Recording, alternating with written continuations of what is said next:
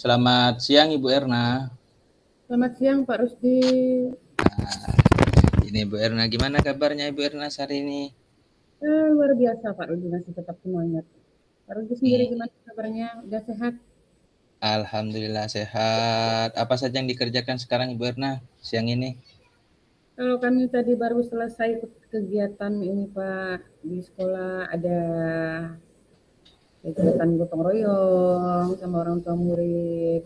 Ya, jadi anak-anak perlu belajar. Kami mengundang orang tua murid untuk bergotong royong Bapak. Kalau Luar Bapak sendiri biasa. gimana Pak? Ya, biasa. Saya baru selesai ngajar Ibu. Oke, semangat Pak. Tetap semangat. Ya, siap Ibu.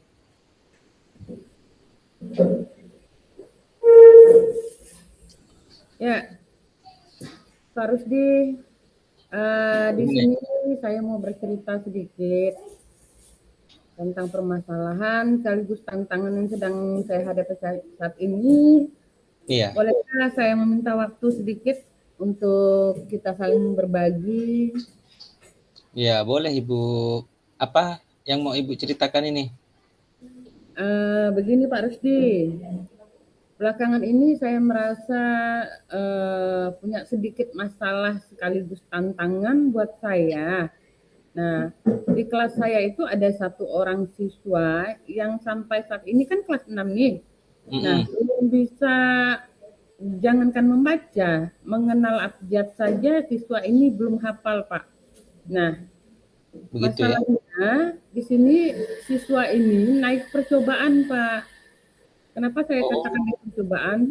Waktu di kelas 5 kemarin kan orang tuanya dipanggil. Nah, itu dia dinyatakan naik percobaan oleh kepala sekolah, kemudian pihak sekolah itu memberikan semacam tenggang waktu untuk siswa ini supaya berubah.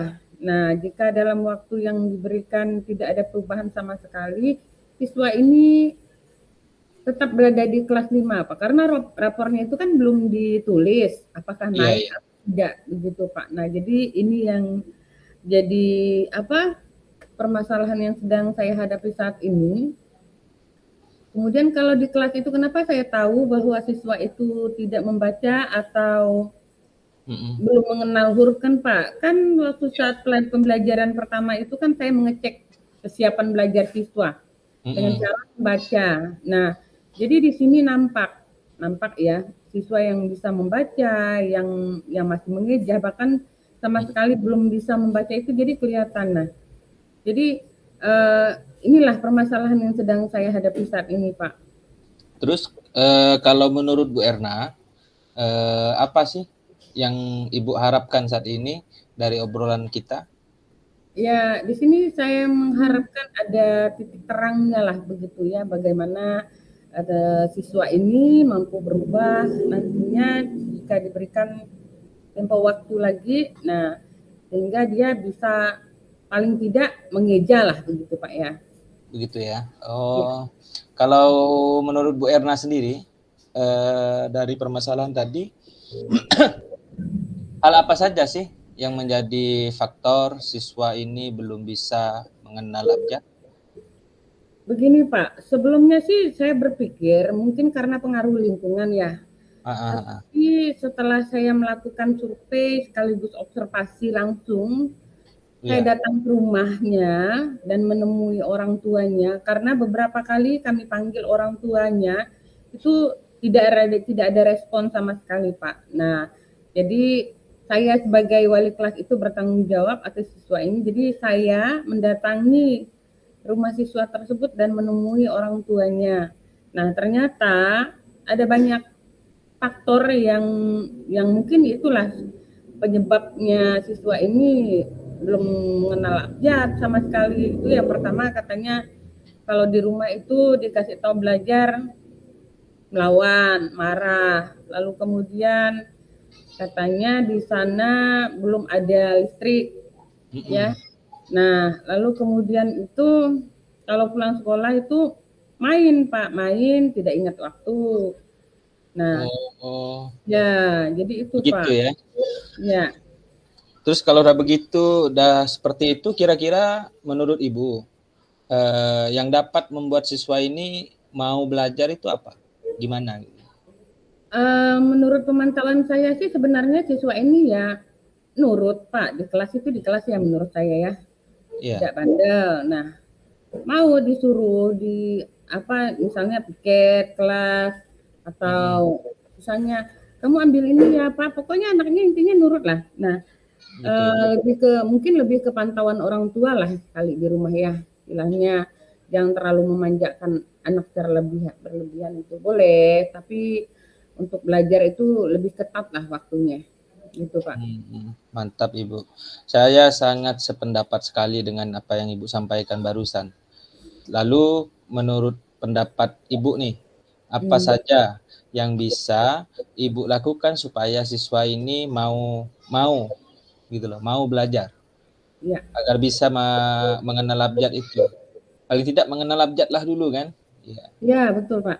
Jadi selama ini saya berusaha semaksimal mungkin mengajar siswa supaya mau belajar dengan baik, dengan memberikan metode pembelajaran yang menyenangkan, yang lebih berpusat kepada anak. Nah, terkadang di kelas itu juga saya bertanya dengan anak-anak kan, kadang mungkin kelihatan siswa ini, oh males, bosan, kelihatan root wajahnya, anak mau ngapain sekarang, apa kita gitu. Jadi semacam memberikan ice breaking untuk biar semangat belajarnya tetap hidup gitu Pak. Mengenai tugas yang diberikan kepada murid-murid ini, Bu, Ya.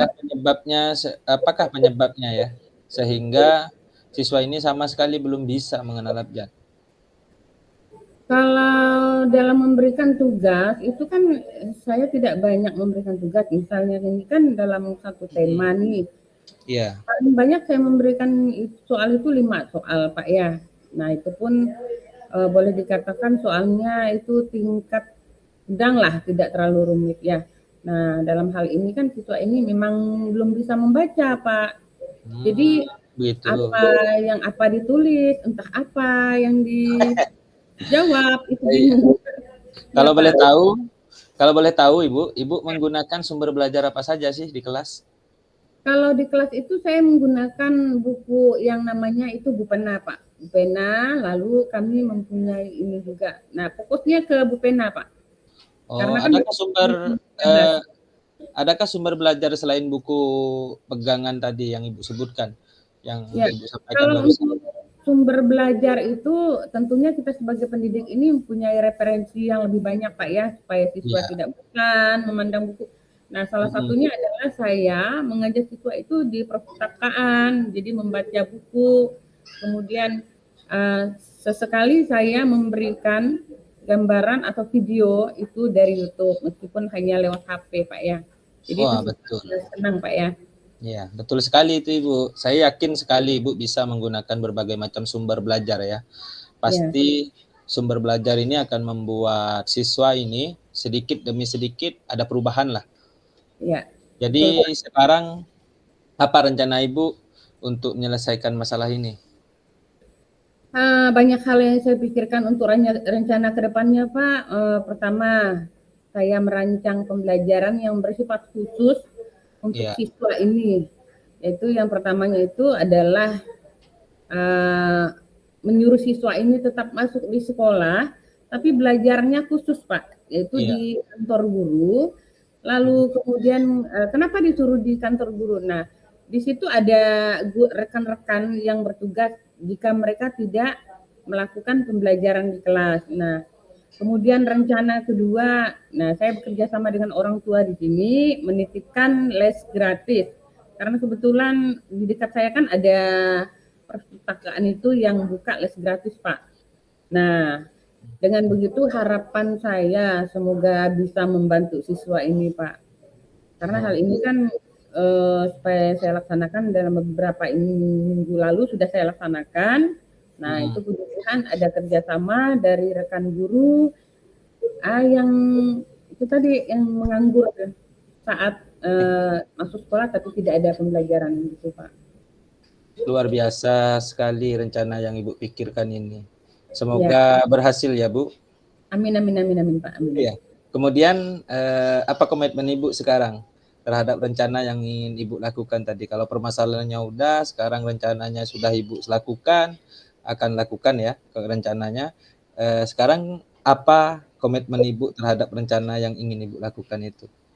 Ya, jadi begini Pak, bahwa apapun yang saya rencanakan untuk siswa ini akan berbuah manis dan akan tetap saya jalankan sampai siswa ini mampu dan bisa. Itu adalah komitmen saya Pak. Wah, jempol untuk Ibu.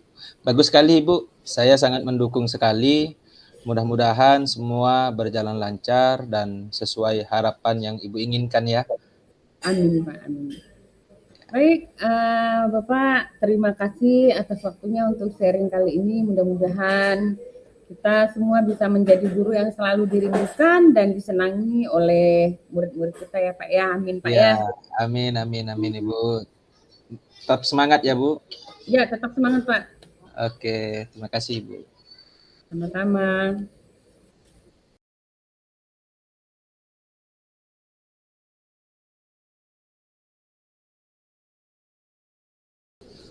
Oke, selamat pagi Bu Erna. Pagi. Wah, gimana kabar Bu Erna? Luar biasa Bapak. Bu Erna sekarang lagi sibuk nggak? Kalau saya lagi free Pak. Ya kebetulan tugas sudah dikerjakan, jadi agak santai sedikit Pak. Gimana Pak?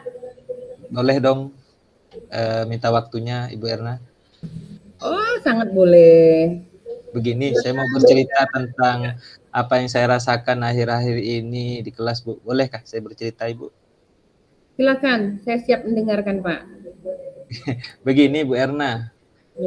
Akhir-akhir ini saya merasa murid-murid di kelas yang saya ajar itu kurang antusias, kurang semangat gitu loh. Dalam menerima pembelajaran dari saya, Mbak. Selain itu jumlah murid-murid ya saya yang mengerjakan tugas hanya mungkin 50% lah dari siswa yang ada. Oh gitu Pak ya. Jadi menurut Pak Rusdi, apa yang Bapak harapkan nih dari obrolan kita hari ini? Tentu harapan saya ngobrol dengan Ibu ini, saya mengharapkan ada solusi atas permasalahan saya tentang antusias atau semangat siswa dalam belajar. Begitu Ya. Ibu. Oh. Ya.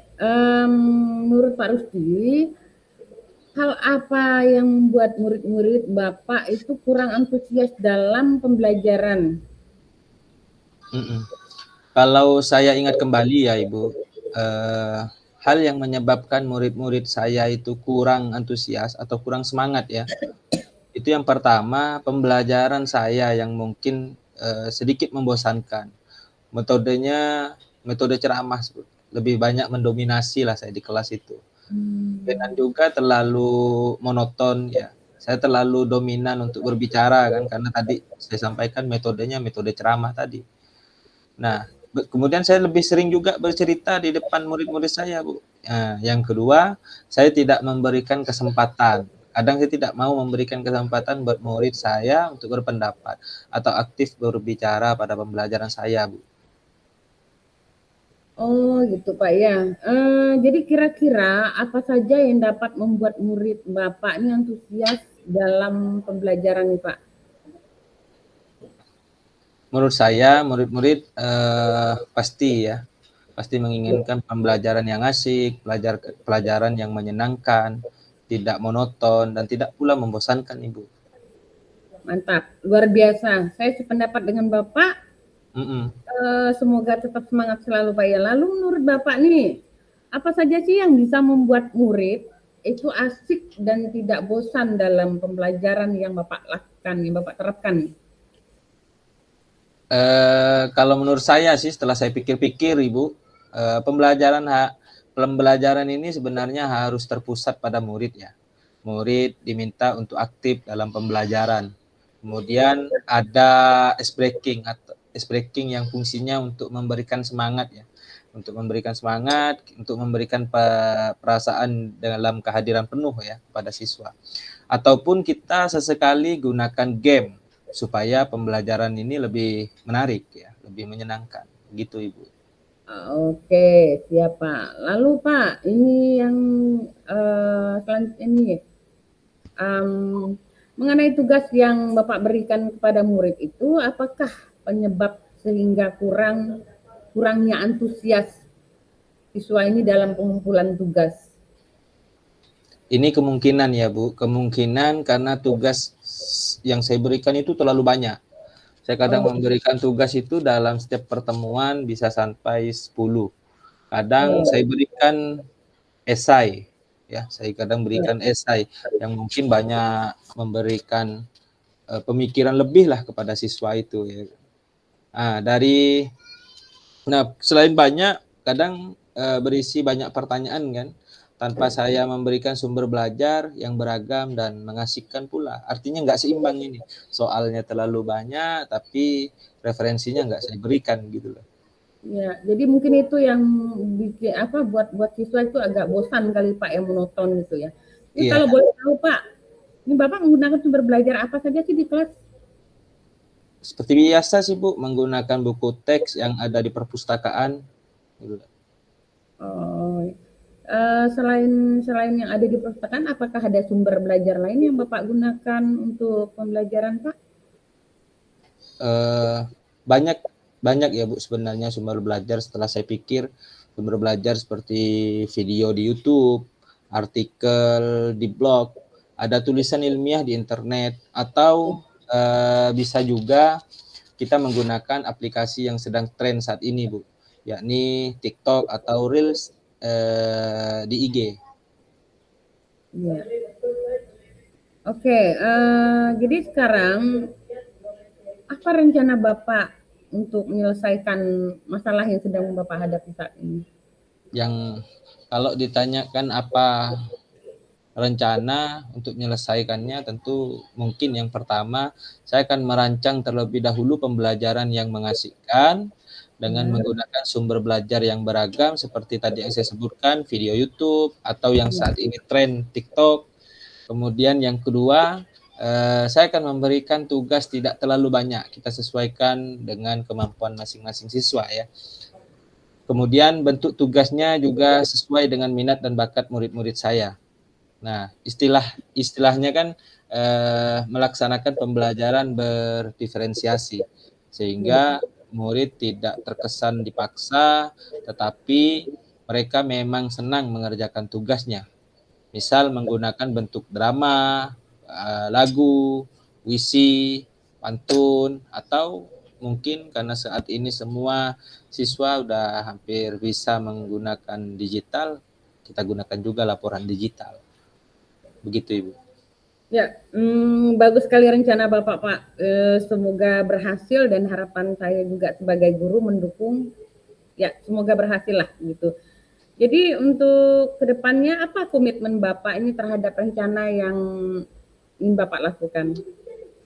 Saya selalu berharap ya Bu, saya selalu berkomitmen dalam hati dan yakin ya bahwa rencana pembelajaran yang mengasihkan, menggunakan banyak sumber belajar untuk eksplorasi materi, sehingga murid-murid saya dapat menjalankan merdeka belajar, dan saya akan membuat murid-murid saya senang dalam kegiatan eksplorasi materi tanpa ada unsur paksaan.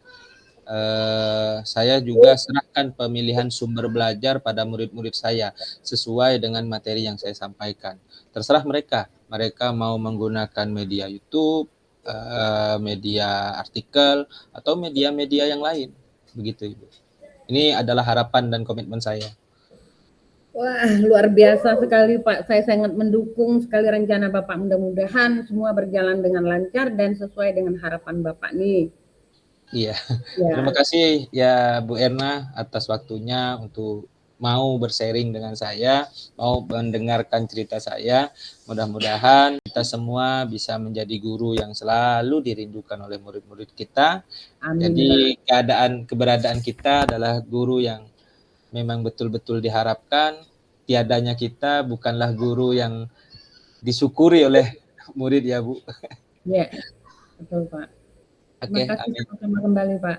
Oke, terima kasih Ibu. Oke, siap. Semangat Ibu.